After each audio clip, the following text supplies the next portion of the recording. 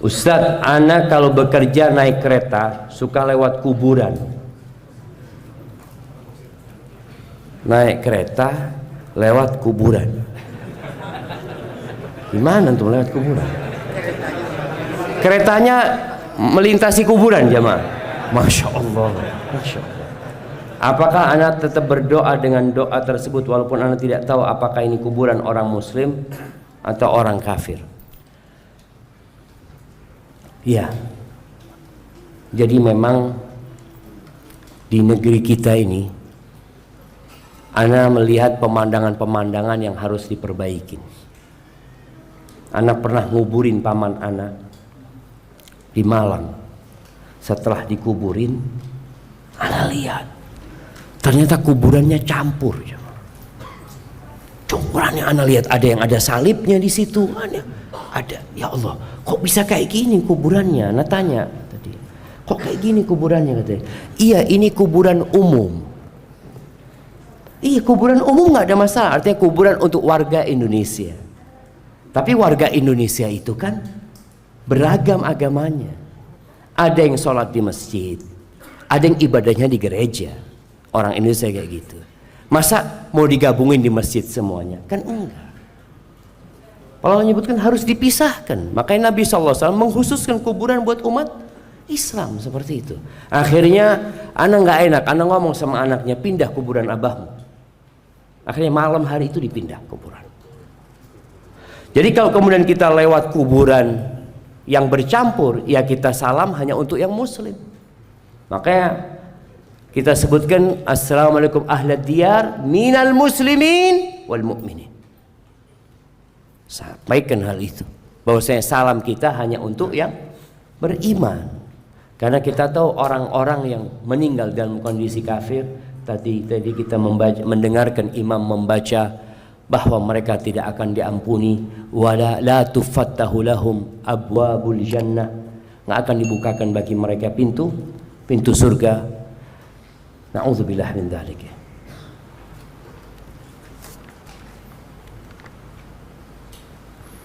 Apakah mayit dapat menjawab salam kepada orang yang menziarahinya? Dan apakah mayit dapat mengenali orang yang dia kenal ketika menziarahinya?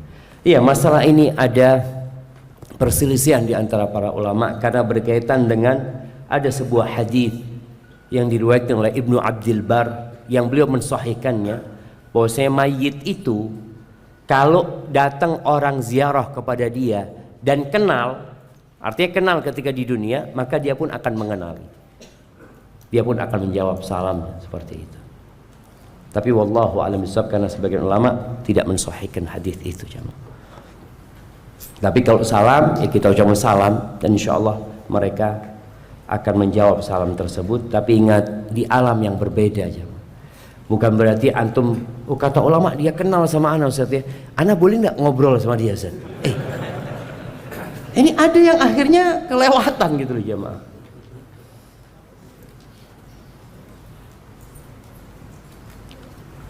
Apakah benar ruh orang-orang soleh itu hidup dan bisa menjadi perantara doa orang-orang yang masih hidup?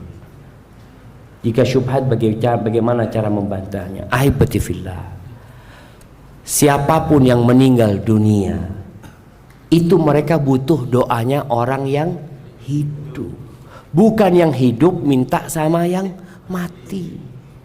Lalu ketika dia sholat, ketika kita mensolatin dia, apa yang kita katakan kepada mayitnya di sini nih?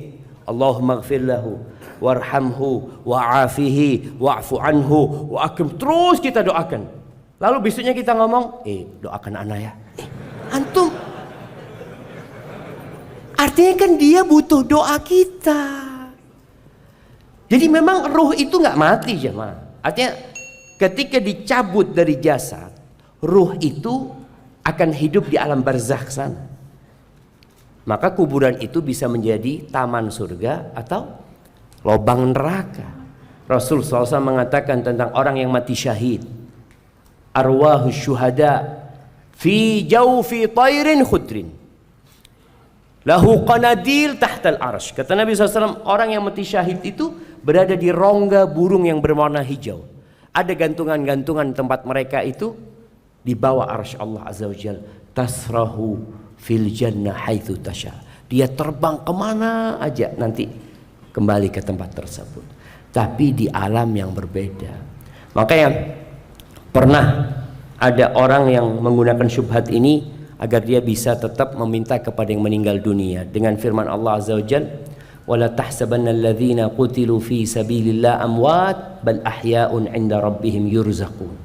Jangan disangka orang-orang yang mati syahid itu mati gitu, yang terbunuh di medan perang itu mati. Jangan, mereka hidup di sisi Allah, yurzaqun, dikasih rizki sama Allah azza wajalla. Bukan mereka memberikan rizki, enggak. Makanya tetap orang yang mati syahid pun kita mendoakan mereka.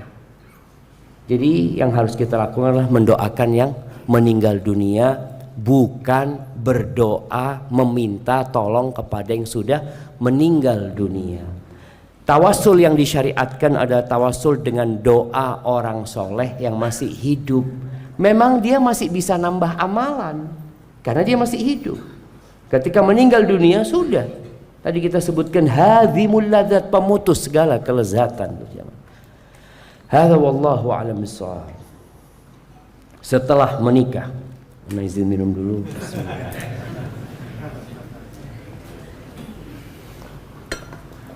Alhamdulillah. Setelah menikah, istri ana semakin malas beribadah. Beda seperti sebelum menikah. Padahal ana sering mengingatkan, tapi dia lebih pilih nonton gosip, kartun daripada ngaji. Apakah ana berdosa sebagai suami? Sebab dosa istri ditanggung suami. Oh, sejak kapan dosa istri ditanggung suami? Doakan ana dan istri ana agar istiqamah dan husnul khatimah. Amin. Jamaah, wala taziru waziratun wizra ukhra. Gak mungkin dosa orang itu ditanggung sama orang lain. Istrinya Nabi Nuh diadab sama Allah azza wajalla, kafir. Istrinya Nabi Lut juga sama seperti itu.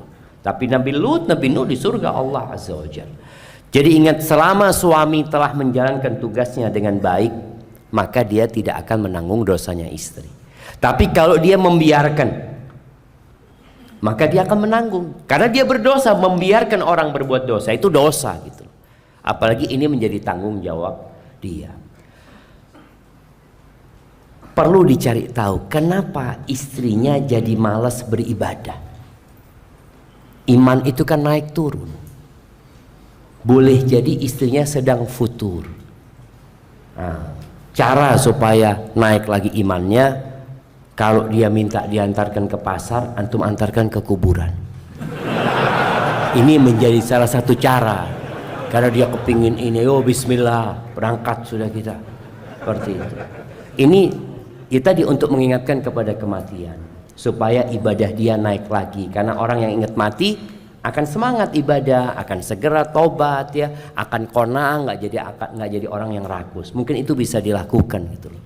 Kemudian sang suami boleh jadi dia melakukan ibadah bersama dengan istrinya. Contohnya apa? Ngaji. Dek ngaji yuk. Ini sudah bulan Sya'ban, bulannya Qurra. Sebagian ulama mengatakan bulan Sya'ban itu syahrul Qurra.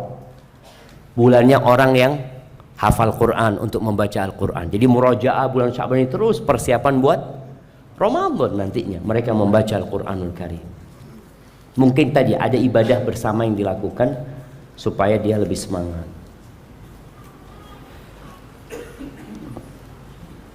Ini sama sebenarnya. Bagaimana menyingkapi orang tua lalai dalam beribadah dan menganggap remeh kematian? Hal apa yang perlu dilakukan ana sebagai anak? Ya, mungkin orang tuanya bisa diajak hadir kajian, ya, seperti itu. Diajak ziarah, tadi bicara kuburan, diajak ziarah ke orang-orang yang sakit, ya. Karena itu akan melembutkan hati jemaah. Kemudian kalau ada kabar kematian, mamanya orang-orang yang dikenal sama ayah, duduk sama ayah, sohibnya ayah ini yang masih hidup tinggal berapa? Ya Allah, tinggal berapa ya? Kayaknya tinggal ayah sendirian ini. Ini kan mengingatkan ayah gitu. Itu temannya ayah yang kaya raya, nggak dibawa ternyata mobil bagusnya dia. Ya iyalah, masa dibawa. Itu juga mengingatkan gitu jamaah. Soalnya kadang-kala anak kalau nasihatin orang tua, ya dicari selanya, masuknya dari mana, sambil didoakan orang tuanya. Apakah kita boleh untuk meminta dipanjangkan umurnya kepada Allah SWT? Heran ini jamaah, memuji Allah dengan singkatan itu gimana ceritanya? Subhanahu wa ta'ala, tulis subhanahu, maha suci Allah, wa ta'ala, maha agung Allah. Masa ditulis SWT semua itu? Anda gak jawab pertanyaan karena ada pelanggaran itu.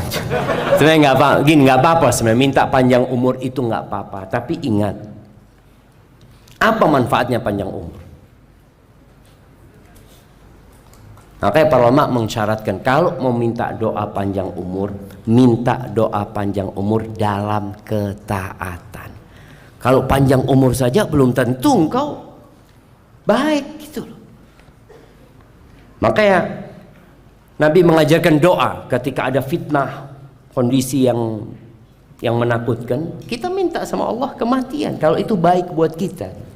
Kita minta dipanjangkan umur kita kalau itu baik buat kita, karena kita nggak tahu baik apa tidak gitu. Jadi kalau mau doakan panjang umur, mintalah dalam ketaatan. Minta dalam ketaatan. Jangan panjang umur aja karena kadangkala kurang berguna buat kita panjang umur jemaah. Ustadz, saya seorang mu'allaf dan orang tua saya telah meninggal dengan keyakinan non-muslim.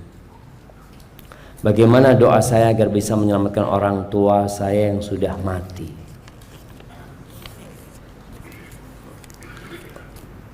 Ahibati fillah. Ya, semua bersedih ya ketika orang tuanya meninggal dunia tidak dalam kondisi Islam. Jangan tidak dalam kondisi Islam, dalam kondisi berbuat maksiat pun anaknya takut orang tuanya diadab. Mungkinkah kita mendoakan orang tua yang meninggal dalam kondisi non-muslim? Nggak bisa.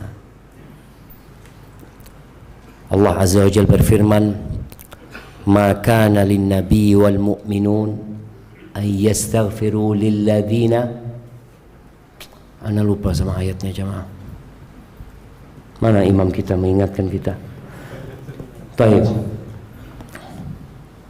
Nggak boleh buat nabi dan orang-orang beriman untuk memohonkan ampun buat orang-orang yang mati dalam kondisi kafir, walau kanu uli qurba, walaupun mereka itu kerabat mereka, min ba'di ma tabayyana lahum annahum ashabul jahim, setelah jelas mereka itu penghuni neraka jahim.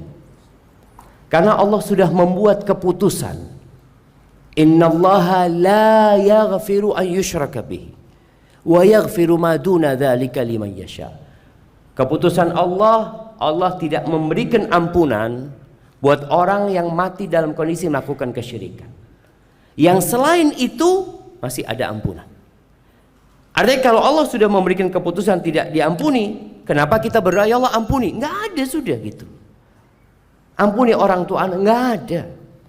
Tapi kalau orang tua mati dalam kondisi na'udzubillah ya, mungkin melakukan riba, mungkinkah kita mendoakan orang tua kita? Boleh kita doakan, karena semua dosa selain syirik itu masih ada potensi diampuni.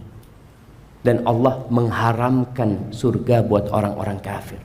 Makanya orang-orang kafir itu bagaimana Allah gambarkan dalam Al-Quran ketika mereka menyeru penghuni surga, wanadau, mereka memanggil, an afidu alaina minal ma, minta sudah, kami nggak keluar dari neraka tapi kami minta air saja, minta seteguk air, au mimma razaqakumullah, atau rizki apa yang Allah berikan kepada kalian. Apa kata penghuni surga? Innallaha harramahuma 'alal kafirin. Allah mengharamkan keduanya buat orang-orang kafir. Nggak ada. Jadi bagaimana anak? Ya sudah, dia ikhlaskan. Sebagaimana Nabi Ibrahim ya. Nabi Ibrahim itu ya udah berusaha mendakwain bapaknya. Tapi bapaknya kan tetap tidak mau terima. Bahkan bapaknya ikut membakar Nabi Ibrahim alaihissalam. Nanti di hari kiamat di padang mahsyar, bapaknya datang kepada Nabi Ibrahim. Dia mengatakan, ya Ibrahim, al-an la a'si. Ibrahim, sekarang aku tidak akan durhaka sama engkau. Aku akan nuruti engkau. Anak tetap kesian kan sama bapaknya jamaah. Maka dia mengatakan, ya Rabbi, wahai Rabbku, engkau berjanji tidak akan menghinakan aku ya Allah. Apakah tidak ada kehinaan yang lebih dahsyat daripada orang tuaku yang seperti ini? Kata Allah Azza wa Jal, aku mengharamkan surga buat orang-orang kafir. Terus gimana perasaan Nabi Ibrahim? Bapaknya itu dirubah sama Allah menjadi dzikh, menjadi jantannya hina. Antum tahu henna? Allah rubah seperti itu, yang banyak kotoran-kotorannya jemaah. Ya orang ketika ngelihat binatang maka dia akhirnya meninggalkan seperti itu. Jadi berusahalah kita untuk memperbaiki diri kita. Orang tua kita yang meninggal dalam kondisi kafir, yang sudah selesai urusannya mereka. Taib, ini menjadi pertanyaan terakhir jamaah. Assalamualaikum Ustaz. Ana seseorang muslim yang meninggal dengan cara bunuh diri. Bagaimana status agamanya? Apakah terhitung meninggal dalam kekafiran? Barakallahu fiik.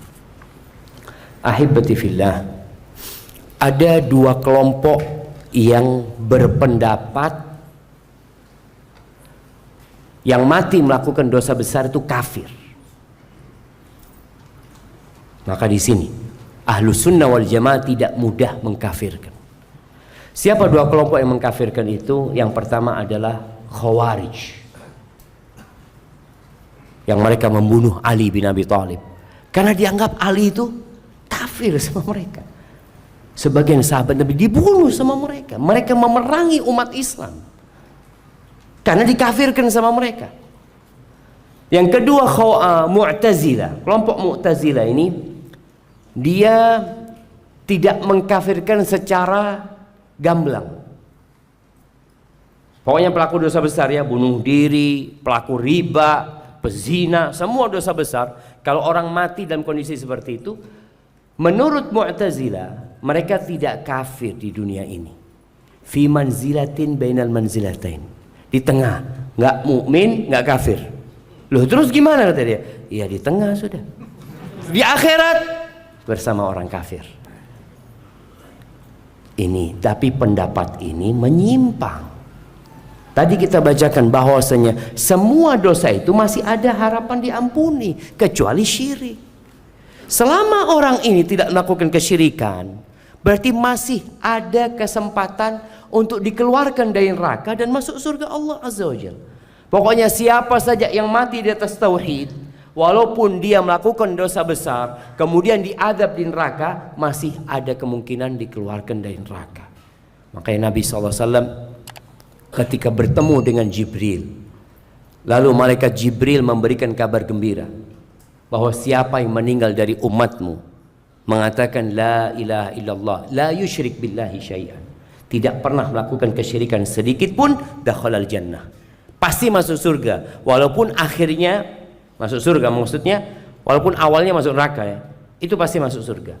Nabi SAW mengatakan kepada Jibril, wa in zana wa in sarak, walaupun orang itu berzina, orang itu mencuri, wa in zana wa in sarak.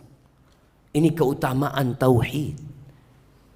Tapi jangan meremehkan dosa. Jangan berpikir nggak apa-apa lah, 2 hari di neraka. Wallahi jamaah, 1 celupan di neraka melupakan segala-galanya. Maka Nabi berlindung dari api neraka. Bagaimana status orang yang bunuh diri? Muslim, nggak kafir dia. Itu menurut Ahlus Sunnah wal Jamaah. Cuma dia fasik. Ahlus Sunnah mengatakan kalau ada orang Muslim melakukan dosa besar, maka dikatakan dia itu mukminun bi iman. Dia masih punya keimanan, Tapi fasiqun bikabiratihi. Gara-gara dosa besar dia jadi orang fasik gitu loh. Bukan mukmin yang sempurna imannya. Hadza wallahu a'lam bissawab.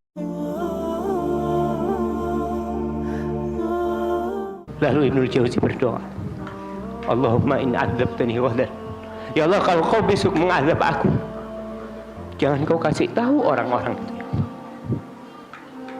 Li'alla yuqal, agar supaya tidak tersebar pembicaraan azaba man da'a ilaih, azaba man dalla ilaih, supaya orang-orang enggak ngomong